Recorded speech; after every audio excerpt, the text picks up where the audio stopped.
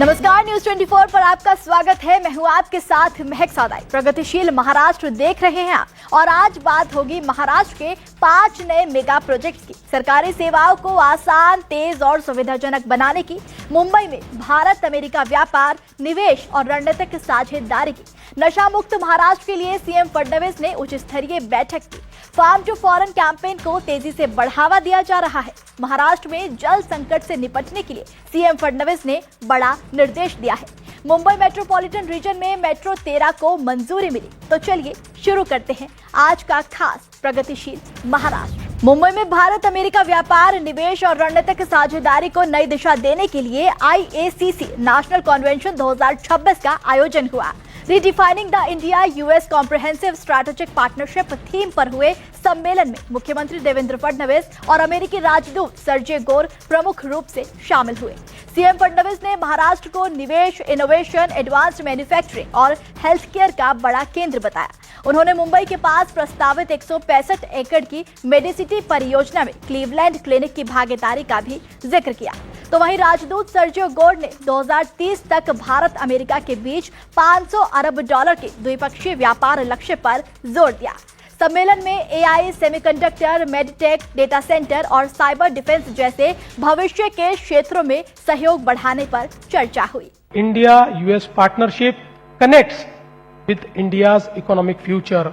Let us move from dialogue to decision, from investment to innovation, from partnership to projects, and from strategic intent to measurable outcome.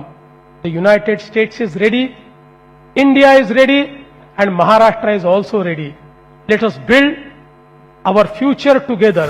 Maharashtra में प्रशासन को नई सोच और नई तकनीक से जोड़ने के लिए आयोजित मुख्यमंत्री फेलोशिप प्रोग्राम 2026 में सीएम फडणवीस पहुंचे। मुख्यमंत्री फडणवीस ने कहा कि युवा फेलोज प्रशासन में नए आइडिया और इनोवेशन लाने के साथ बदलाव के एम्बेसडर बने। उन्होंने बताया कि सीएम फेलोज पहले भी स्टार्टअप पॉलिसी, जिला war room, dashboard, GIC mapping और ई-गवर्नेंस जैसे पहलुओं पर अहम योगदान दे चुके हैं।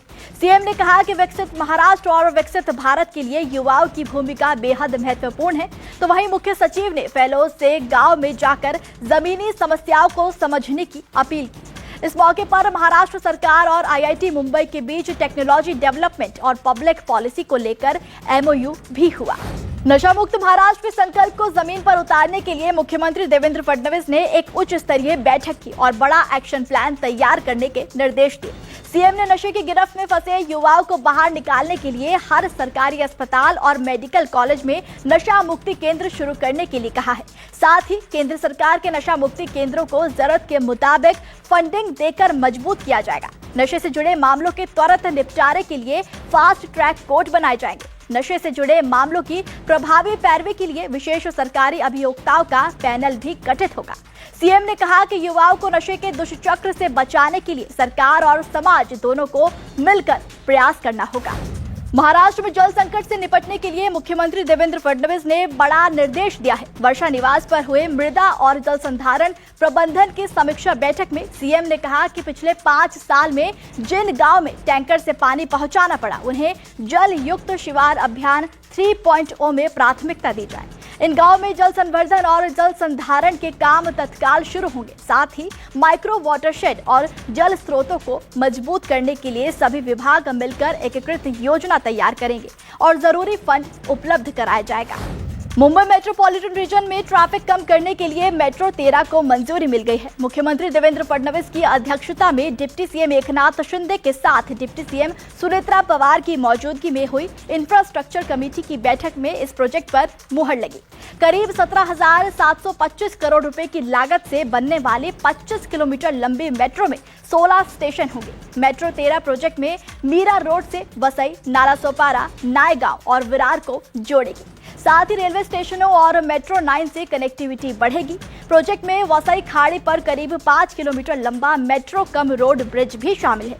सीएम ने 6 महीने के भीतर जमीन अधिग्रहण और एक्सेस रोड का काम शुरू करने के निर्देश दिए हैं।